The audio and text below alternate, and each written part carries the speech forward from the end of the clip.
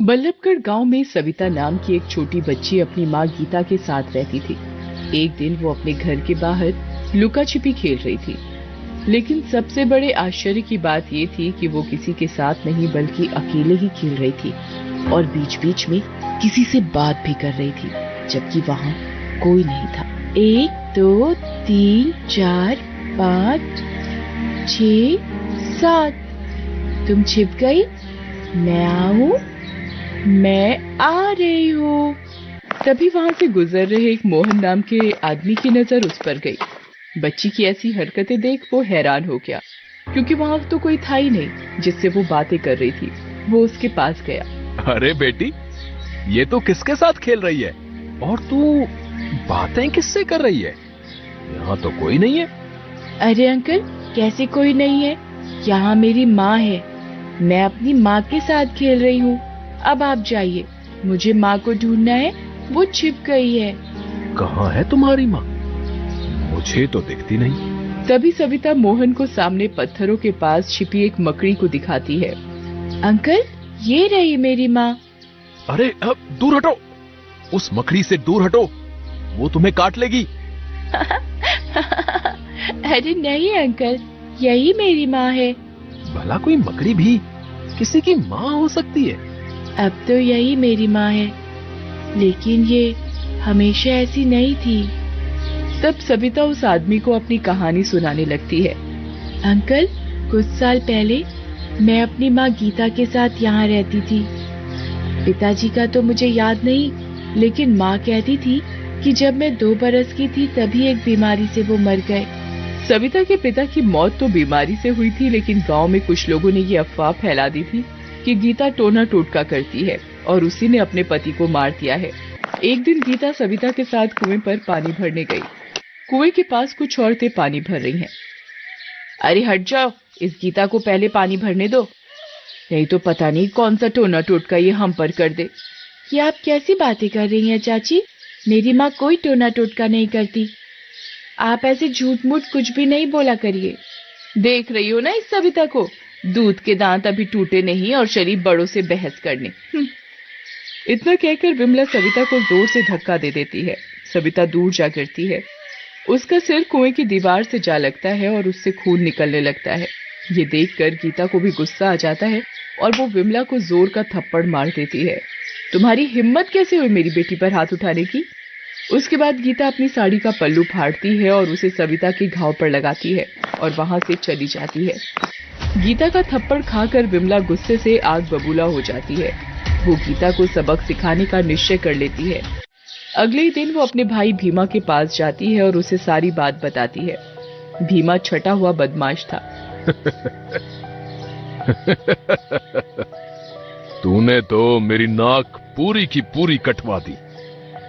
तेरा भाई इतना बड़ा गुंडा है, इलाके के लोग मेरे नाम से ही थर थर कांपते हैं, और तू पिट कर आ गई। अरे तुझे तो वहीं घुमा कर देना चाहिए था उस गीता को।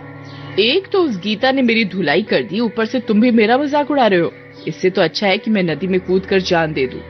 अरे मेरी प्यारी बहना, गुस्से पर तू रख काबू और देख, तेरा भाई उस सविता की माँ गीता को ऐसा सबक सिखाएगा, ऐसा सबक सिखाएगा कि वो तेरे पैरों पर गिरकर माफी मांगेगी। उसके बाद भीमा अपने दोस्त दुर्जन सिंह के साथ गीता के घर पहुंच जाता है। सविता उस समय स्कूल गई होती है। भीमा वहां पहुंचकर गुस्से में गीता को आवाज देकर बाहर बुलाने लगता है। वो बाहर आती है। क्यों री, तेरे खून में बहुत गर्मी गई है क्या? तूने मेरी बहन को मारा, मेरी बहन को, भीमा की बहन को। तुझे इसका अंजाम पता है? अब कोई मेरी नन्ही सी बिटिया को उल्टा सीधा बोलेगा, उस पर हाथ उठाएगा तो मैं चुप तो नहीं रहूंगी ना, चाहे वो किसी की बहन हो। और हाँ, मैं आपकी धमकी वमकी से नहीं डरने वाली। कल को फिर आपकी बहन मेरी बेटी को कुछ बोलेगी तो मैं फिर उसे मारूंगी। ये सब सुनकर भीमा गुस्से में उबलने लगा। बहुत शेरनी बन रही है तू। तुझे तो ऐसी जगह पहुंचाऊंगा कि जिस लड़की के लिए तुम मुझसे जबान लड़ा रही हो, उससे मिलने के लिए तरस जाएगी। उसके बाद भीमा गीता के पेट में चाकू मार देता है। वो बेचारी जमीन पर तड़प कर शांत हो जाती है। अरे इसे तो मार डाला तूने, अब पुलिस को पता लगा तो पूरी जिंदगी जेल में चक्की पीसनी पड़ेगी। अरे पुलिस को पता लगेगा तब ना। सुन, हम दोनों फटाफट गड्ढा खोदते हैं और इसे यहीं दफना देते हैं। इसके बाद दोनों उसे वहीं दफना कर चले जाते हैं, लेकिन गीता की आत्मा वहीं अपनी बेटी का इंतजार करती है। दोपहर बाद सविता स्कूल से जब वापस आती है तो वो अपनी माँ को बहुत ढूंढती है, लेकिन वो नहीं मिलती है। ढूंढते ढूंढते रात हो जाती है, लेकिन सविता को अपनी माँ का कोई पता नहीं चलता। माँ, तुम कहाँ छिप गई हो? देखो ना, मैं तुम्हें ढूंढ ढूंढ कर परेशान हो गई हूँ। मैंने कुछ खाया पिया भी नहीं है। तुम आ जाओ ना माँ, मैं तुम्हें कभी तंग नहीं करूंगी। आ जाओ ना, मुझे अपने हाथ से रोटी खिला दो ना, जैसे हर रोज खिलाया करती थी। गीता की आत्मा से अपनी बेटी की यह हालत देखी नहीं जाती। वो अपना प्यार भरा हाथ उसके गालों पर रखने की कोशिश करती है, उसे गले भी लगाना चाहती है, लेकिन वो ऐसा नहीं कर पाती है। हे भगवान, मेरी किन गलतियों की सजा आप मुझे दे रहे हैं? देखिए तो, मैं अपनी बेटी को छू तक नहीं पा रही हूँ। इतने में गीता की नजर घर की दीवार पर जाती है, जहाँ एक मकड़ी अपना जाल बुन रही होती है। गीता की आत्मा कुछ सोचती है और फिर उस मकड़ी में समा जाती है। देखते ही देखते उस मकड़ी का आकार बड़ा होने लगता है और वो इंसानों के आकार की हो जाती है। फिर वो सविता के पास जाती है। सविता इतनी बड़ी मकड़ी देखकर डर से कांपने लगती है, क्योंकि उसका शरीर मकड़ी के जैसा और मुंह किसी भयानक चुड़ैल की तरह होता है। अरे सविता, तू क्यों डर रही है? मैं तो तेरी माँ हूँ। मेरी माँ? मेरी माँ ऐसी नहीं है। तुम कौन हो? चली जाओ यहाँ से। मुझे मत डराओ। मेरी माँ अभी कहीं चली गई है, वो वापस आएगी तो तेरी खैर नहीं मेरी बेटी, तेरी माँ यानी कि मैं अब कभी वापस नहीं आ सकती, क्योंकि अब मैं जिंदा नहीं हूँ। तुम्हें मेरी बात पर यकीन नहीं है तो आओ मेरे साथ, आओ, मैं तुम्हें कुछ दिखाती हूँ। फिर गीता सविता को उस जगह ले जाती है जहाँ भीमा ने उसे चाकू मारकर जमीन में गाड़ दिया था। फिर गीता सारी कहानी उसे बताती है। सब कुछ सुनकर सविता जोर जोर से रोने लगती है। उसे अपनी माँ के हत्यारों पर गुस्सा भी बहुत आता है।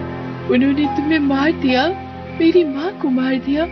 माँ, तुम उन अत्याचारियों को मत छोड़ना, उन्हें उनके किए की सजा जरूर देना। इसके बाद गीता भीमा के घर चली जाती है। भीमा गहरी नींद में होता है। मकड़ी गीता अपने छोटे रूप में आ जाती है और फिर वो उसके शरीर पर चढ़कर जाल बुनना शुरू कर देती है। फिर उस जाल से पहले उसके पैर, फिर उसके पूरे शरीर को जोर से बांधने लगती है। भीमा का दम घुटने लगता है। वो चिल्लाकर जाग जाता है। अरे कौन है? कौन है? किसकी मौत आई है जो भीमा से पंगे लेने आ गया? रुको, अभी बताता हूँ। वो बिस्तर से उठने की कोशिश करता है, लेकिन उठ नहीं पाता है। अरे ये मेरे शरीर को मकड़ी के जालों से किसने बांध दिया?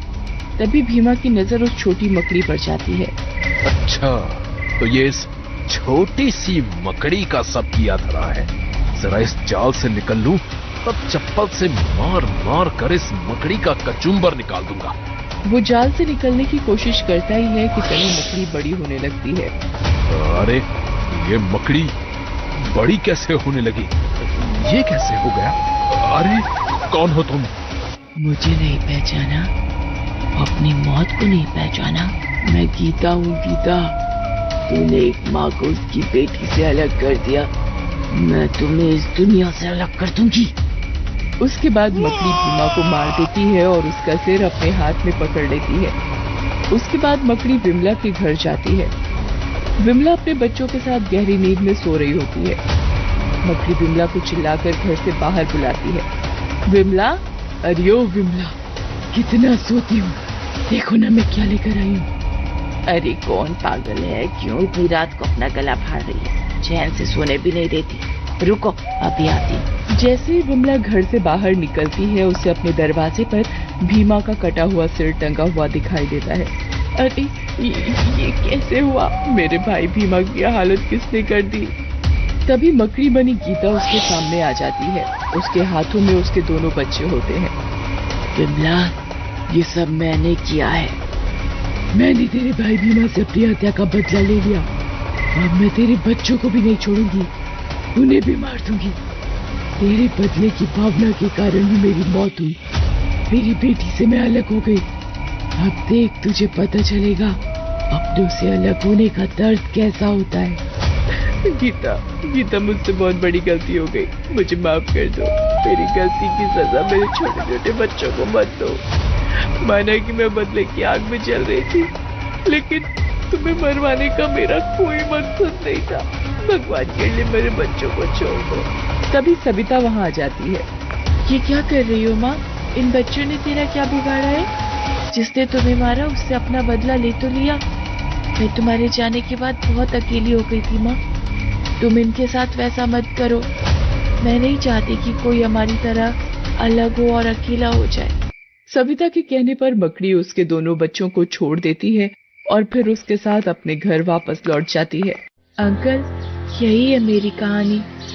उस दिन से इसी तरह मेरी माँ मकड़ी के रूप में मेरा ध्यान रख रही है। तुम्हारी कहानी सुनकर मेरी आंखें भर आई बेटी। देखो, मेरी कोई औलाद नहीं है। अपनी माँ को कहो ना, मैं रखूंगा तेरा ध्यान। मैं बनाऊंगा तुझे अपनी बेटी। ये सब सुनकर गीता वहां आ जाती है। भैया, क्या आप सच कह रहे हैं? आप रखेंगे मेरी बेटी का ध्यान? सच कहूँ तो मैं इस तरह इस रूप में अपनी बेटी का ध्यान ज्यादा दिन तक नहीं रख सकती। बिल्कुल रखूंगा मेरी बहन। उसके बाद मोहन सविता को गले लगा लेता है। गीता की आत्मा भी मुक्त होकर आसमान में चली जाती है।